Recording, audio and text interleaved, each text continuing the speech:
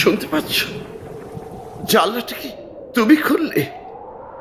না তো, আমি তো তোমার পাশেই। তাহলে তাহলে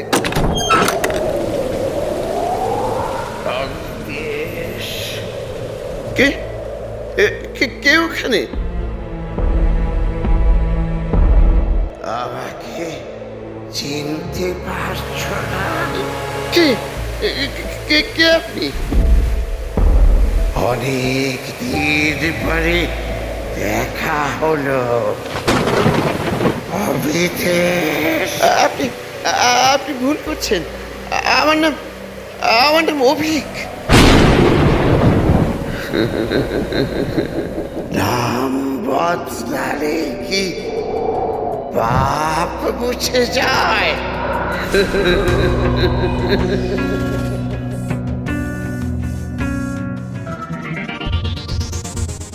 বাকশ্রুতির শনিবারের শিহরণ অনুষ্ঠানে শুনছেন সম্পূর্ণ নাটক অশরীরীর আক্রোশে।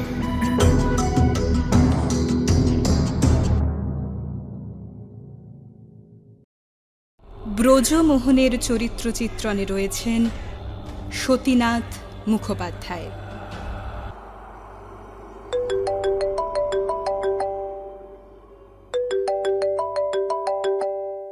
Good morning my dearest Jambu, what a pleasant surprise!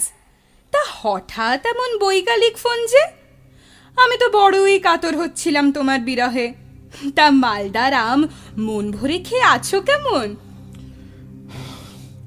তোমার সঙ্গে আমার কিছু কথা ছিল নিতা, আর যে কথাগুলো শুধু তোমাকেই বলা যায়, অন্য কেউ বিশ্বাসই করবে না। কি হয়েছে অভিদা?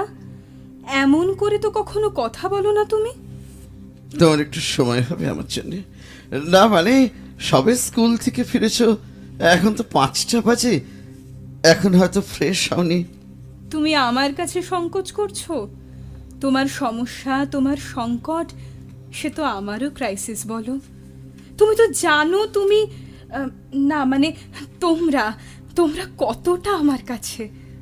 জানি, দিদি তোমার প্রাণ। আর আর নিতা, তোমার সে অব্যক্ত অনুভূতির কথা আমি উপলব্ধি করেছি, তবে অনেক পরে। ছাড়ো, সেসব এখন ম্লান মধুর স্মৃতি। সকালে যখন তুমি সুটেড বুটেড হয়ে অফিস যেতে আমাদের বাড়ির সামনে দিয়ে, প্রায় প্রতিদিনই ওই সময়টা হিসেব করে আমি ব্যালকনিতে এসে দাঁড়াতাম। তুমি বুঝতেও পারতে না। তারপর দিদির সঙ্গে তোমার প্রেম, বিয়ে, নতুন ভাবে নতুন রূপে এলে তুমি আমার জীবনে। যেমন দ্রৌপদীর কাছে শ্রীকৃষ্ণ, চিরসখা, ফ্রেন্ড, ফিলসফার অ্যান্ড গাইড। আমার একমাত্র দিদিটার ভালো মন্দের সব দায়িত্ব যে ভালোবেসে নিজের কাঁধে তুলে নিয়েছে। দেখো তো, তোমার সমস্যার কথা না শুনে কি সব আবোল তাবোল বকে চলেছি। তুমি বলো তো অভিদা, প্লিজ বলো। হ্যাঁ, বলছি নিতা, সবটাই সবিস্তারে তোমাকে বলবো বলেই তো ফোনটা করেছি। জানো, ভবানীপুর থেকে ব্যাংকের মালদা হরিশ্চন্দ্রপুর ব্রাঞ্চে যখন বদলি করলো আমাকে, তখনই আমার পরিত্রাতা রূপে মনে পড়ল দেবেশ তার কথা। ইউনিভার্সিটিতে আমার 1 বছরের সিনিয়র, একসঙ্গে তখন অনেক গল্প, গান, আড্ডা। হস্টেলে থেকে পড়াশোনা করত, মালদার মানুষ। ট্রান্সফার লেটারটা হাতে পেয়ে প্রথমেই হরিশ্চন্দ্রপুর নামটা কেমন যেন চেনা চেনা মনে হয়েছিল আমার। চৈত্র মাসে চড়কের বিশাল মেলা বসে এখানে, তাই দেবেশদা ওই কটা দিন বিশ্ববিদ্যালয়ের ক্লাসে বিরতি নিয়ে চলে যেত নিজের বাড়িতে। তাই চাকরির সূত্রে বাসস্থানের ব্যবস্থাটা করে দেবার জন্য ফোনেই আমি দরবার জানালাম দেবেশদার কাছে। দেবেশদা ওখানকার একটা নামী স্কুলের হেডমাস্টারও। মোবাইলেই আমাকে শোনালো নিশ্চিত আশ্বাসের বাণী। আরে, এই জন্যে এত ভাবছিস? No fear, only cheer. আরে, মিতাকে নিয়ে নিশ্চিন্তে চলে আয়। জাস্ট একটা দিনের মামলা। ওই একটা দিন দাদার বাড়িতে এসে থাকবি নির্দ্বিধায়, তার মধ্যেই সব ব্যবস্থা হয়ে যাবে। জানিস, এই 3টে এরকম বাড়ি ফাঁকা পড়ে আছে। 2টো বাড়ির বুড়ো বুড়ি শেষ বয়সে চলে গেছে বিদেশে, এনারাই ছেলে রাস্তা নেয়। আর বাকি বাড়িটা আমাদের ডাক্তার দাদার, ডাক্তার রায়। উত্তরাধিকার সূত্রে দূর সম্পর্কের আত্মীয়ের এই সম্পত্তি পড়ে পাওয়া 14 আনার মতোই হস্তগত হয়েছে ওর। ওর নিজেরই বিরাট বড় বাড়ি আছে ইংলিশ বাজারে, তাই এই বাড়িটা ফাঁকাই পড়ে থাকে। ভবিষ্যতে হয়তো বিক্রি করে দেবেন, তবে হ্যাঁ, আনডাউটেডলি ওয়েল মেনটেন্ড, বুঝলি? শোন, তোরা নিশ্চিন্তে চলে আয়, 3টে বাড়ি ঘুরে ঘুরে দেখাবো তোদের, তারপর যেটা মন চায়। দেবেশদার আশ্বাসকে সম্বল করেই হরিশ্চন্দ্রপুরের উদ্দেশ্যে রওনা দিলাম আমরা। সকাল 7:50 বালুরঘাট এক্সপ্রেস।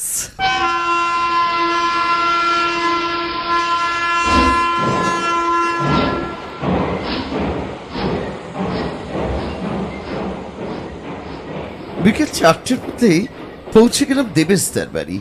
চা খেয়ে ফ্রেশ হয়ে সন্ধ্যে 6টা নাগাদ 3 জনে টোটোয় চড়ে বেরোলাম বাসস্থানের সন্ধানে।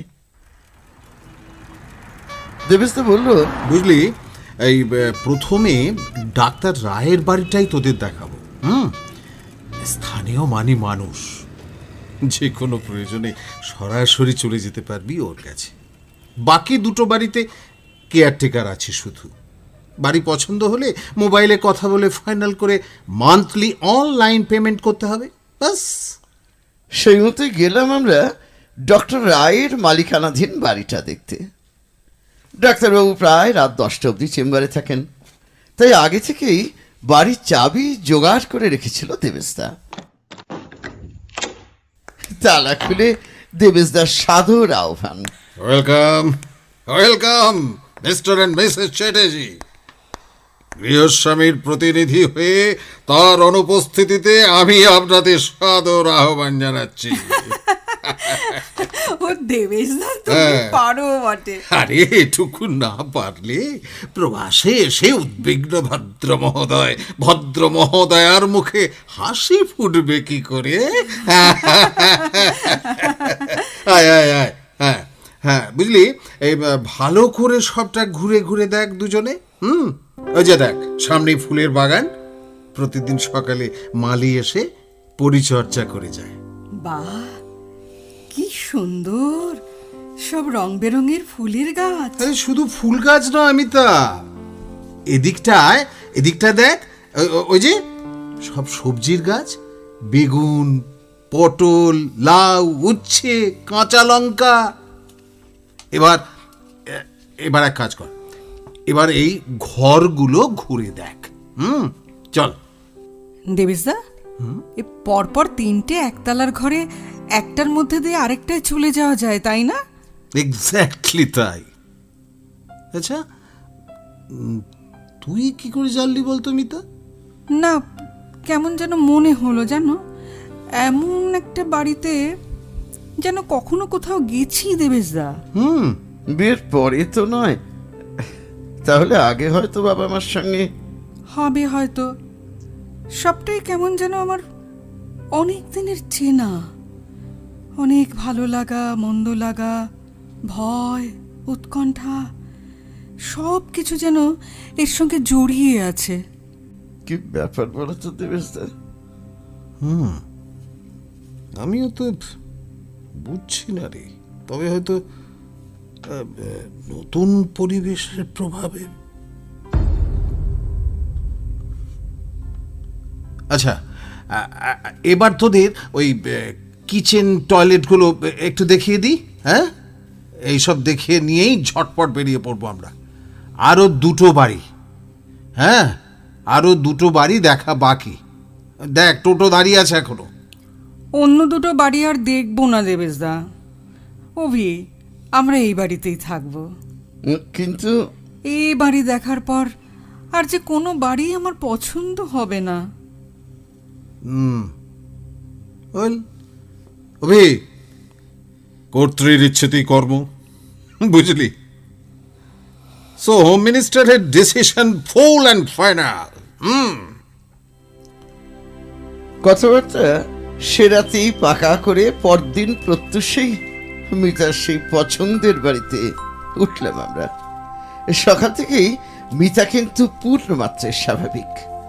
দেবেশদার বাড়ি থেকে বেরোনোর সময় ও কলকলিয়ে বলল, দেবেশদা, বৌদি, আমাদের নতুন আস্থানায় পরশু তোমাদের দুজনের নেমন্তন্ন। আমাদের বিয়ের সময় বৌদির পক্স হয়েছিল, তাই আসতে পারোনি তোমরা। এদিন আমি গুছিয়ে রান্না করব। দেবেশদার প্রিয় লাল শাক ভাজা, আলু পোস্ত আর মাটন। অভির কাছে আমি সব জেনেছি। ও তো দুবার কাটিয়ে গেছে এখানে। দুপুর 12টার মধ্যে কিন্তু পৌঁছে যাবে তোমরা। সুন্দর হাসিতে আনন্দে দারুণ জমে উঠেছিল সেই দ্বীপ্রাহরিক আড্ডা। মিতা শুনিয়েছিল তার প্রিয় রবীন্দ্রসঙ্গীত। আমার হিয়ার মাঝে লুকিয়েছিলে, দেখতে আমি পাইনি তোমায়, দেখতে আমি পাইনি। বাহির পানে চোখ মেলেছি, বাহির পানে আমার হৃদয় পানে চাইনি, আমার হিয়ার মাঝে লুকিয়েছিলেন।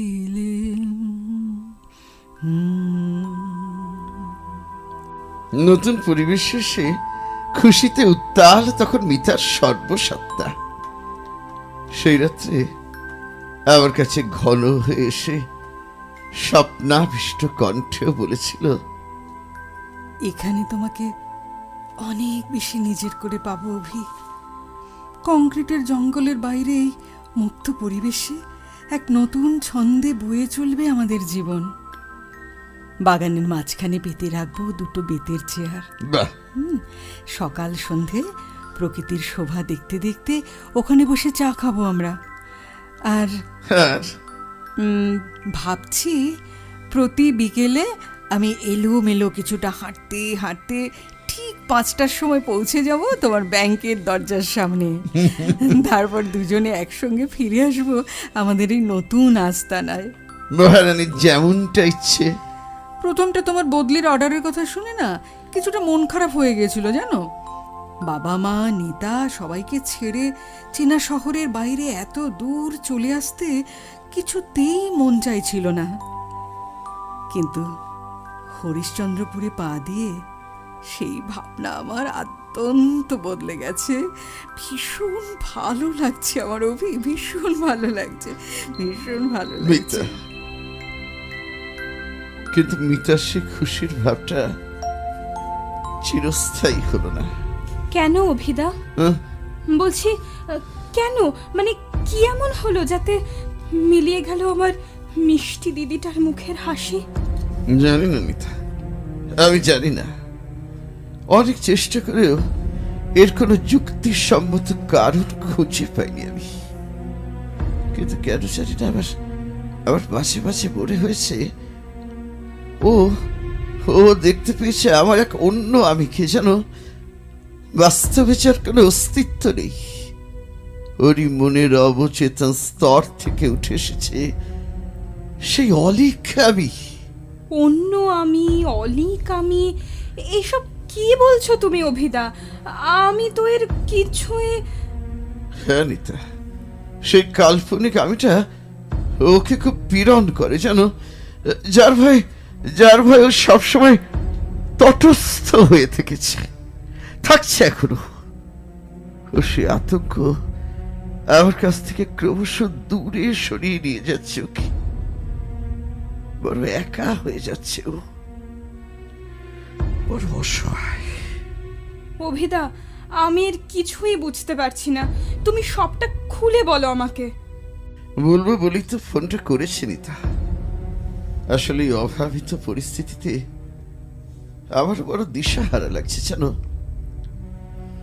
প্রথম উপসর্গটা শুরু হয়েছিল আজ থেকে ঠিক 10 দিন আগে। ব্যাংক থেকে বাড়ি ফিরলাম আমি প্রায় সন্ধ্যে 6টায়। সেদিন কেন জানি না মিতা আসেনি আমাকে ব্যাংক থেকে নিয়ে যাওয়ার জন্য। একাই বাড়ি ফিরলাম। তারপর আমি খোঁজ করছি মিতাকে, ড্রয়িং রুম, কিচেন, আশ্চর্য কোথাও নেই। মিতা, মিতা, তুমি কোথায় মিতা? কোথায়? ঘর অন্ধকার করে এমন ভাবে বসে আছো কেন বেডরুমে? শরীর খারাপ না তো? কই না তো। তাহলে আজকে আমাকে আনতে গেলে না কেন? তুমি টিপ পরনি, সাজনি অন্য দিনের মতো। কি হয়েছে? সাজলে তো তুমি রাগ করো, শাস্তি দাও। সেদিন তো চাবুক মারলে আমায়। চাবুক? হ্যাঁ, চাবুক। গোটা পেটটা রক্তাক্ত হয়ে গেছিল আমার। সেই যে সেদিন।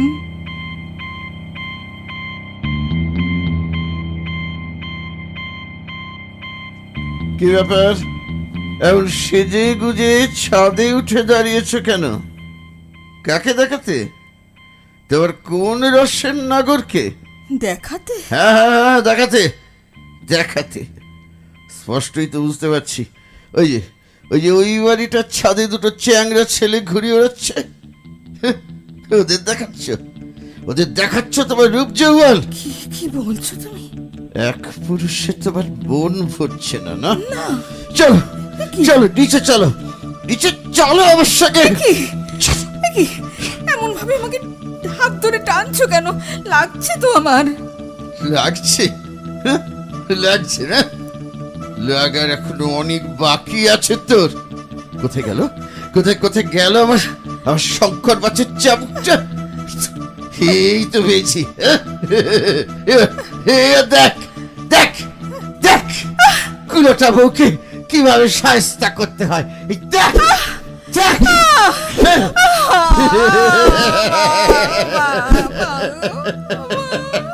দেখ দেখ দেখ কেমন লাগে।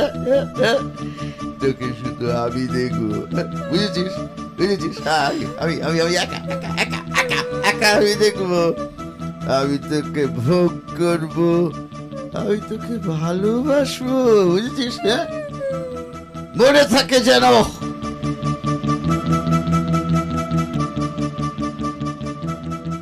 আমি তো তাই সাজিনি, দেখো সাজিনি, একদম সাজিনি। ছাদে উঠিনি, অন্ধকার করে শুধু একলা বসে আছি। আমি বসে আছি। অনেক বুঝিয়ে সান্ত্বনা দিও, সেদিন শান্ত করতে পারিনি মিতাকে। কাঁদতে কাঁদতে সোফাতেই ঘুমিয়ে পড়েছিল। ভারী অদ্ভুত তো। আর কিছু? হ্যাঁ, এমন নার্ভাস ব্রেকডাউন প্রায় 12 হয়েছে জানো। সে কি? হ্যাঁ নিতা, একটা দিনের কথা তো বেশ মনে পড়ে। সেদিন ডিনারের পর সবে আমি একটা সিগারেট ধরিয়েছি। আমার দিকে তাকিয়ে আর্তকণ্ঠে মিতা বলে উঠল, সিগারেট ধরলে কেন? কি বলছো মিতা, কি হয়েছে? আমি বুঝেছি। সেদিনের মতো জ্বলন্ত সিগারেটে ছেঁকা দেবে আমায়, সেদিনের মতো না। আমি বুঝেছি। জ্বলন্ত সিগারেটটা শরীরে চেপে ধরলে কি সুন্দর চিৎকার করে উঠো তুমি। আর আমাদের কামনা, দেহের কামনা সেই আত্মশ্বাস রে উত্তাল হয়ে ওঠে। যত তুমি যন্ত্রণায় কাতরাতে থাকবে, তত জোরে, তত বেশি করে আমি আদর করব তোমাকে। একে কি বলে জানো সুন্দরী? আনন্দ, আদি আনন্দ। নিভিয়ে ফেলো সিগারেটটা নিয়ে বলে পায়ে পড়ছি, পায়ে পড়ছি। ভীষণ ভয় করছে, ভীষণ ভয় করছে, ভয় করছে।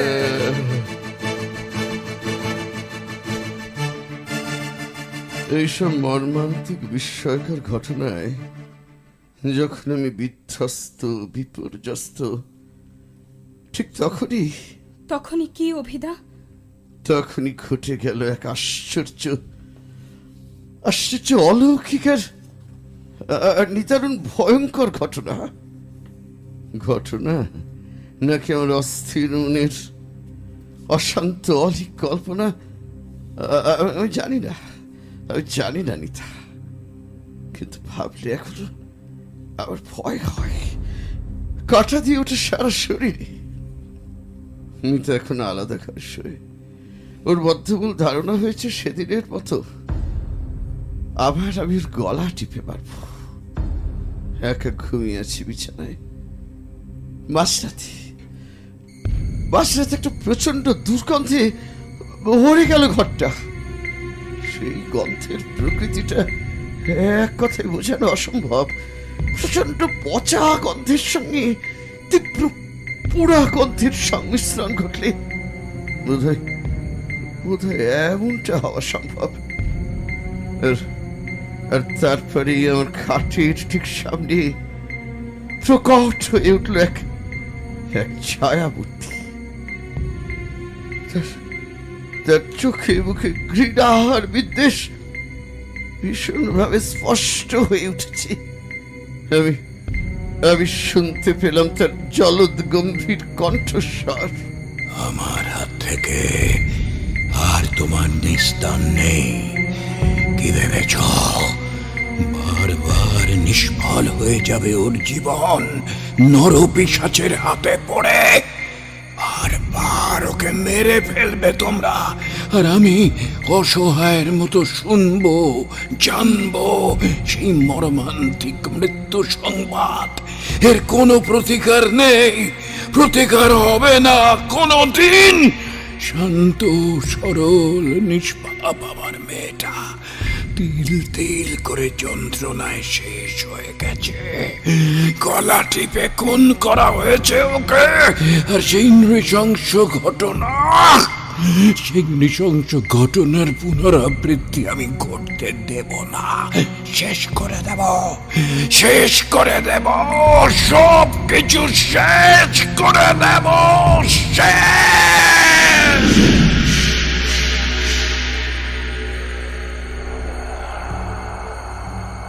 ছায়ামূর্তিটা মিলিয়ে যাবার পরও তার তীব্র রেশ থেকে গেল আমার মনে। শরীরটা অবশ হয়ে থাকলো অনেকক্ষণ। দুর্গন্ধটাও ভারী করে রাখলো ঘরের বাতাসকে। ভারী অদ্ভুত ঘটনা তো, খুবই ভয়ঙ্কর। হ্যাঁ নিতা, তাই। আরো কি জানো, মিতার শুধু মনে নয়, ওর শরীরেও আমি বেশ কিছু পরিবর্তন লক্ষ্য করছি। শরীরের পরিবর্তন কিরকম? ওর চিবুকে কোনো তিল ছিল কোনোদিন? কই না তো। অথচ এখন একটা কালো তিল ওখানে স্পষ্ট হয়ে উঠেছে। আর আর আর আর ওর বাঁ বুকের ওপর একটা বাদামি জরুল।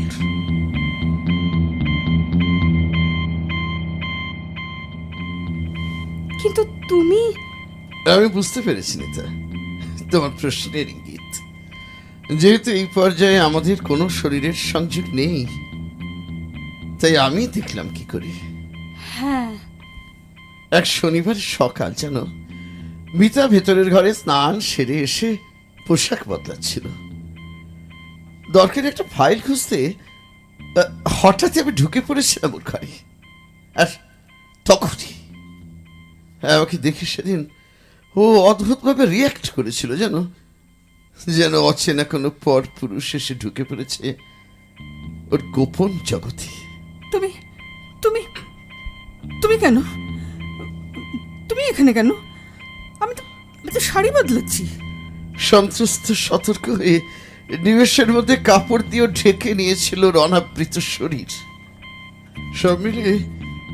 সব মিলিয়ে আমি কেমন বিধ্বস্ত বিপর্যস্ত হয়ে আছি নিতা, দিশাহারা। আমি বুঝতে পারছি না আমি কি করব, কি আমার করা উচিত। What's the actual way out for me? যত ভাবছি ততই নিজেকে বড় অসহায় লাগছে। আমি বুঝতে পারছি অভিদা, তুমি কিসের মধ্যে দিয়ে যাচ্ছ। কিচ্ছু ভেবো না তুমি, সব ঠিক হয়ে যাবে। দেখো পরশু, হ্যাঁ পরশুই আমি আসছি হরিশ্চন্দ্রপুর। যতদিন এই দুর্বোধ্য জটিল সমস্যার সুনিশ্চিত সমাধান না হচ্ছে ততদিন আমি কলকাতায় ফিরব না। সব দুশ্চিন্তা উৎকণ্ঠা আমি ভাগ করে নেব তোমার সঙ্গে। নিতা, হ্যাঁ অভিদা। কিন্তু তোমার স্কুল ফুল সেশন চলছে এখন।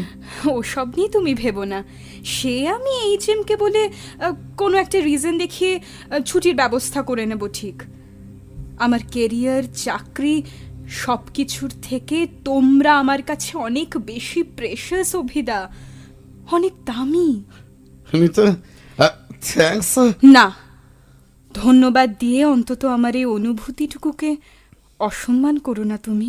নিতা, শনিবার সকালে ট্রেনেই চলে আসছি আমি, তুমি কিচ্ছু ভেবো না।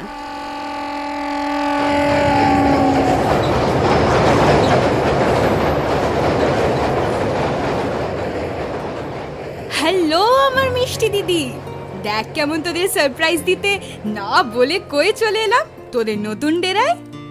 সত্যি খুব ভালো করেছিস। আয় আয়, ভেতরে আয়। এতটা জার্নি করে এলি, নিশ্চয়ই খুব খিদে পেয়েছে। কি খাবি বল? তা তো পেয়েছে, তুই ভালোবেসে ছোট বোনকে যা খাওয়াবি আমি তাই খাবো। তা আরেকজন কই রে? কে? কেন, আমার মহামাননীয় জাম্বুজি। জাম্বুজি? আরে বাবা, তোর বর কোথায় তিনি? অমিতেশ?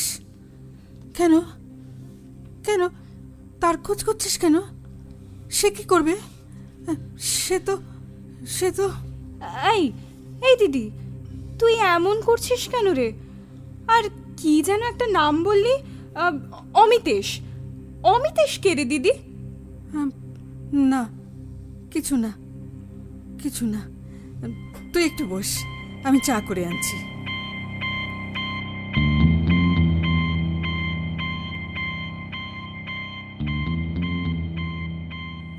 দিদি, আজ রবিবারের একটা স্পেশাল মেনু আমি করব, সেই কাঁচা লঙ্কা চিকেন। অভিদা বড্ড ভালোবাসে। না না। কি হলো রে দিদি? ও রাগ করে, ভীষণ রাগ করে। হয়তো আবার সেদিনের মতো। এই মোচার ঘন্টটা কে এনে দিচ্ছে? না, মানে মুখ্যদা মাসি। কেন? কেন? এই যে এটা মোচা কাটার নমুনা, এই এত মোটা মোটা করে, আর ছোলাগুলো বিশ্রী শক্ত। আমার রান্না করার কথা কার? তোমার না মোক্ষদাবাসীর? আমার। খেয়ে বসে করোটা কি সারাদিন? দাঁড়াও দেখাচ্ছি মজা আমি তোমাকে। এই জঘন্য মোচার ঘন্টটা সেটা ঘর ধরে তোমাকে গেলাম। খাও খাও খাও। ছাড়ো, দম বন্ধ হচ্ছে। ছাড়ো, সবটা তোমাকে না গিলিয়ে ছাড়বো না আমি। খাও খাও। আমি রান্নাঘরে যাচ্ছি, তুই বরং ততক্ষণে স্নান সেরে আয়। বেশ।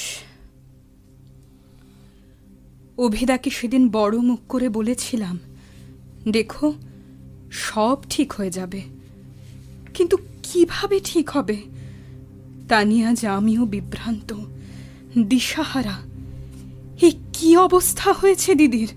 এক কল্পিত দানবের ভয়াবহ স্মৃতি যেন দিদির সত্তার উপর জগদ্দল পাথরের মতো চেপে বসেছে, চরম ভয়ের ঘেরাটোপে বন্দি করে রেখেছে ওকে।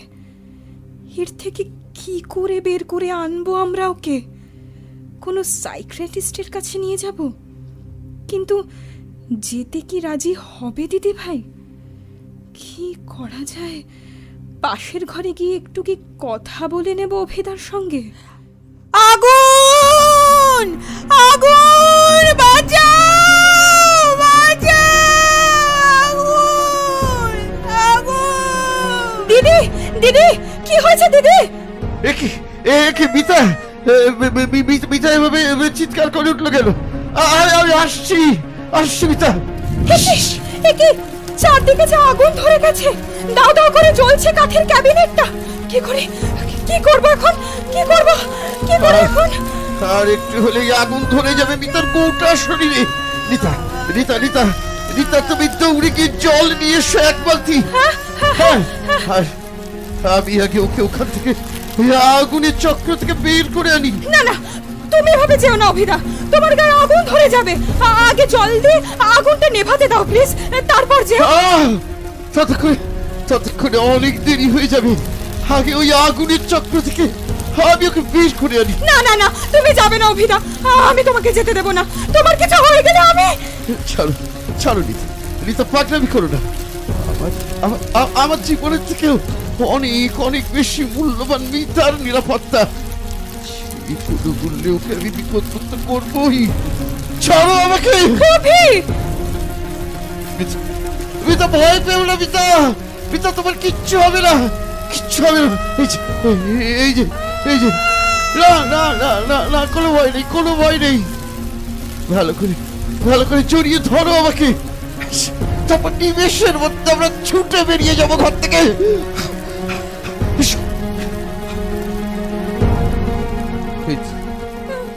এই তো বেরিয়ে এসেছি আমরা। আগুন, আগুন, আমি পুড়ে যাব, আমি পুড়ে যাব, আমি মরে যাব, আমি মরে যাব। তোমাকে মরতে দিলে আমি, তবে তো মরবে। তুমি বাঁচবে মিতা। হ্যাঁ, আনন্দে উল্লাসে পরিপূর্ণ হয়ে বাঁচবে। তোমার দুটো হাতে মারাত্মকভাবে ফোসকা পড়ে গেছে গো অভিদা।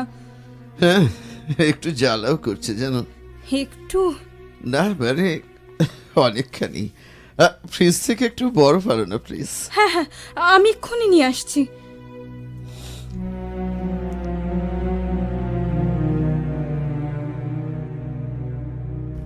বরফ আর সিলভারেক্সে হাতে জ্বালা আমার অনেকটাই কমেছে।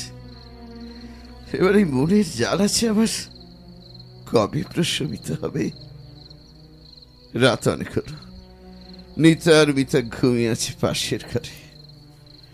শুধু শুধু আমার চোখে ঘুম নেই। কোন পাপে কেন যে আমরা পড়লাম এই বিস্ময়কর বিড়ম্বনার মধ্যে? আচ্ছা আচ্ছা, এ থেকে কি মুক্তি নেই আমাদের? তোমাদের সংকট মুক্তির লগ্ন এসে গেছে অভিক, এসে গেছে, এসে গেছে। একটা আশ্চর্য ফুলের সুবাস ছড়িয়ে পড়েছে গোটা ঘরে।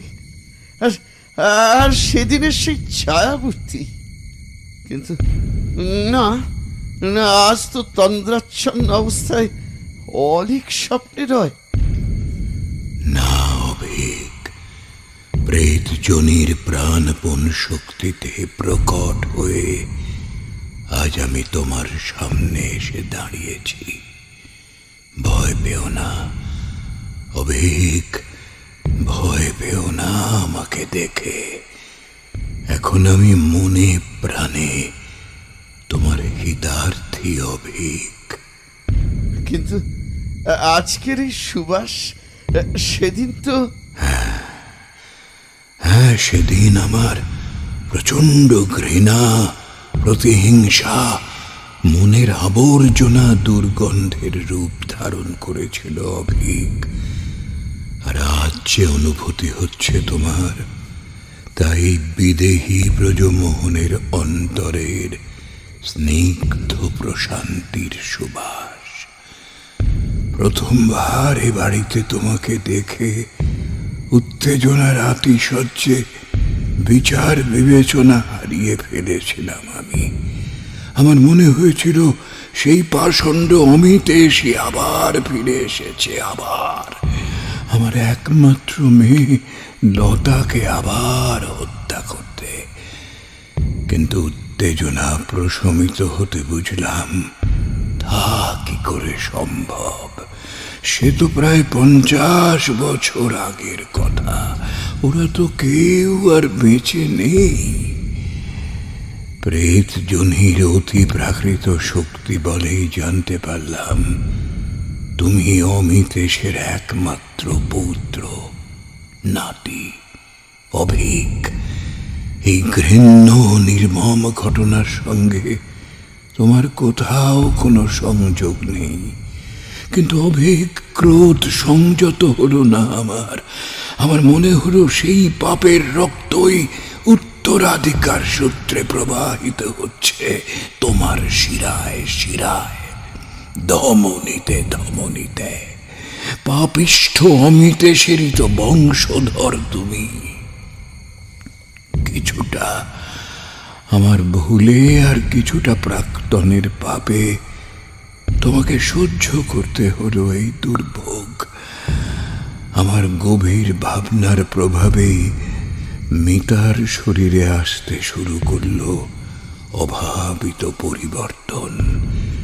কিন্তু তোমার নিজের জীবন বিপন্ন করে মিতাকে বাঁচানোর জন্য নির্দ্বিধায় চরম বিপদের মধ্যে ঝাঁপিয়ে পড়া অভিক আমার চোখ খুলে দিল। বিভ্রান্ত ব্রজমোহন মল্লিকের দৃষ্টিপথ থেকে অপসারিত হয়ে গেল পুঞ্জীভূত প্রতিহিংসার অনর্থক অবাঞ্ছিত অন্ধকার। আমি বুঝলাম মিতাকে তুমি ভালোবাসো, মিতাকে তুমি তোমার জীবনের থেকেও বেশি ভালোবাসো। তোমার মনের সবটুকু জুড়ে আছে মিতা। অভিক মমতায় ভালোবাসায় ভরে গেল আমার অন্তরাত্মা। তুমি আমাকে ক্ষমা করো অভিক। অর্ধ শতাব্দী ধরে বোধহয় এই দিনটারই প্রতীক্ষায় ছিলাম আমি, এই দিনটারই প্রতীক্ষায়। এবার একটা ভিক্ষা চাইব আমি তোমার কাছে অভিক। তোমাদের নিবিড় ভালোবাসার সেতু বন্ধনে নবজাতকের আগমনের পথ প্রস্তুত করে দাও তোমরা। সেই সেতুর পথ ধরেই নবজন্মে নবকলেবরে তোমাদের সন্তান হয়ে ফিরে আসতে চাই আমি, তোমাদের সন্তান হয়ে তোমাদের কোলে। কথা দাও, কথা দাও অভিক। অসহায় অশরীরীর এই আকুল প্রার্থনা তুমি পূর্ণ করবে। বলো, কথা দাও, কথা দাও অভিক। কথা দিলাম, কথা দিলাম আমি। আমিও থাকবো আপনার পুনরাবির্ভাবের প্রতীক্ষায়, ভাবি পিতা হয়ে। আমি নিশ্চিন্ত অভিক, নিশ্চিন্ত আমি। আসি এবার, আমি আসি অভিক, আমি আসি, আমি আসি, আমি আসি।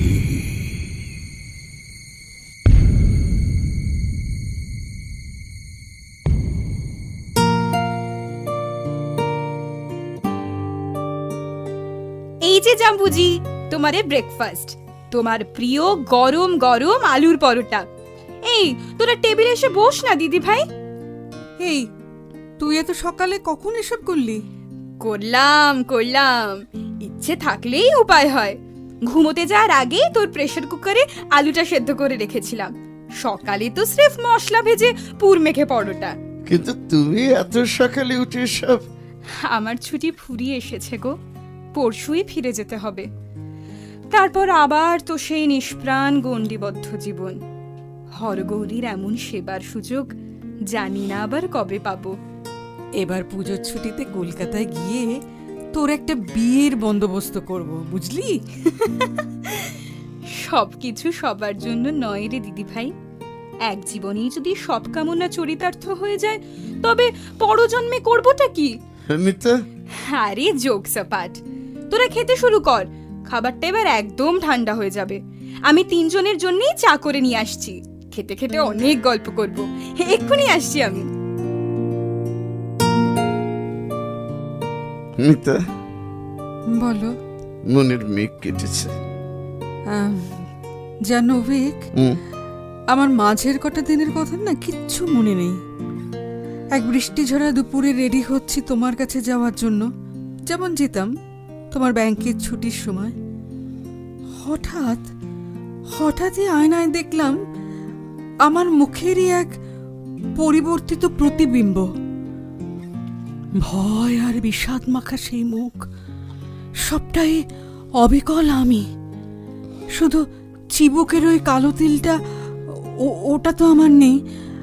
আর আর আর শাড়ি পরার আগে অন্তর্বাস বদলাতে গিয়ে দেখি আমার বুকের ওপর একটা বাদামি চরুল। আমি অবাক হয়ে আমার সেই প্রতিবিম্বকে প্রশ্ন করলাম, তুমি কে? অবিকল আমার কণ্ঠস্বরে যেন বহু দূর থেকে ভেসে এলো উত্তর, আমি ঠিক রাত 8টায় তোমারই অতীত মিতা। কিন্তু আজ তো একটা রুদ্ধ দ্বার ভেতরে তোমারই ভেতরে আসার অতীত। শক্তি। বহু নিজের দূরে অকপট পরপারে হারিয়ে যাওয়া অতীত নিজেই ও আমার হাতে তুলে দিয়েছে। এক বিষণ্ণ বিদেহীর প্রতিরোধ ব্যাকুল করার আরতিতে চরম অস্ত্র। বর্তমানে ফিরে ক্ষোভে আসতে অভিমানে হলো তখন আমাকে। দিশাহারা আমার প্রাণ ও প্রতিভা। আমার পূর্ণ অবয়ব নিয়ে আমি শুনতে পিতা। পাচ্ছিলাম ও সে কান্না ভেজা কণ্ঠস্বর। আমার অনাঘ্রাত কুমারী সত্তায় আমার কি প্রথম সঙ্গমের সুখানুভূতি এনেছো তুমি।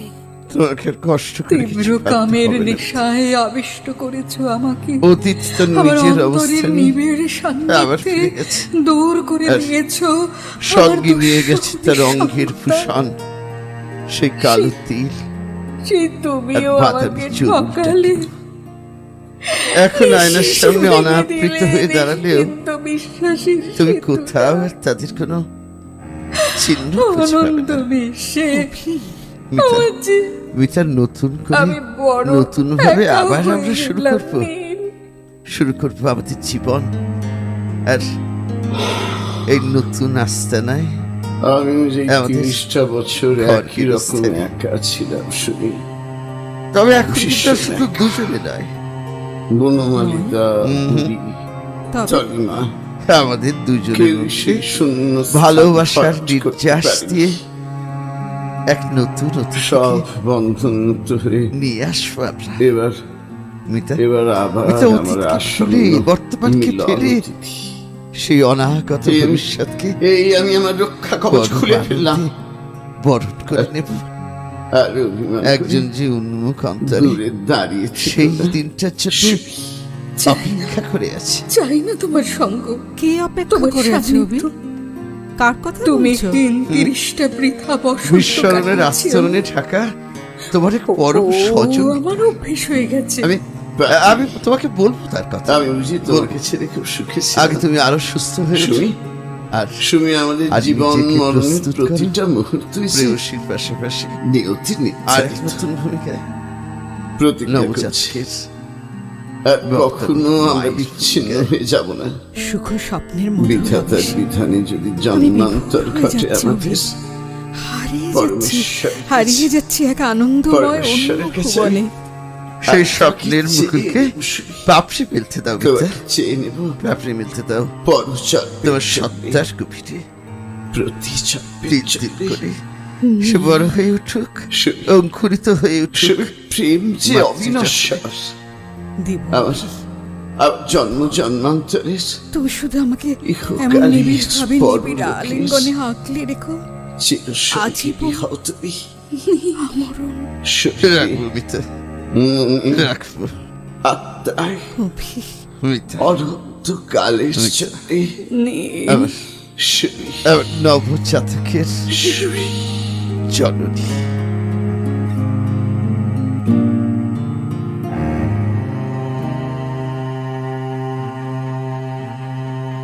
নাটক, নির্দেশনা এবং অভিক ও অমিতেশের দ্বৈত চরিত্র চিত্রণে রয়েছেন দেবাশিস পাল।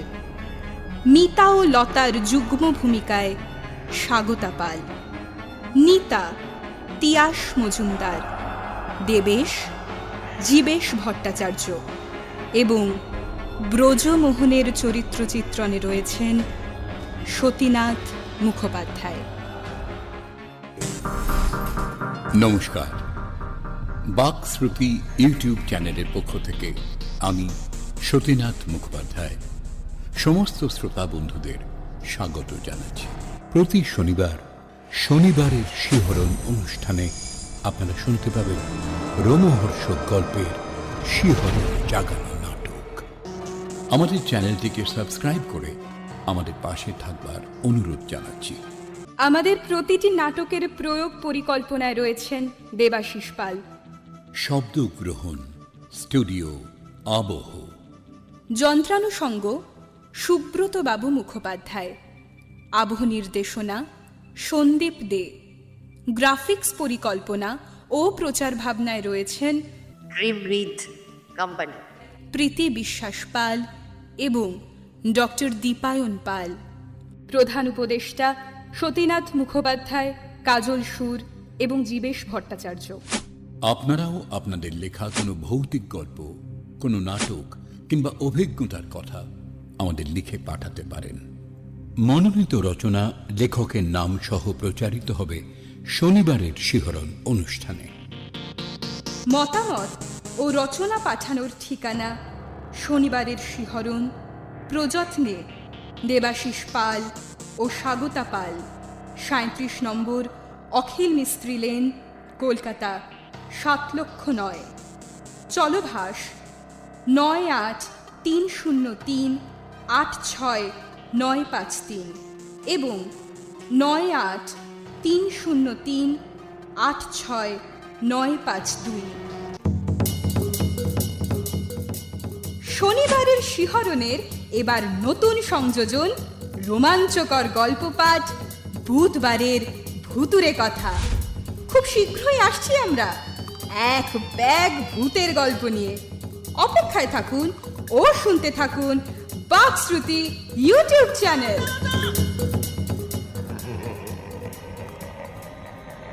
আজকের মতো বিদায় নিচ্ছি। আবার আসব আগামী শনিবার বাকশ্রুতির শনিবারের শিহরণ অনুষ্ঠানে এমনই এক রোমাঞ্চকর নাটকের সম্ভার নিয়ে। নমস্কার।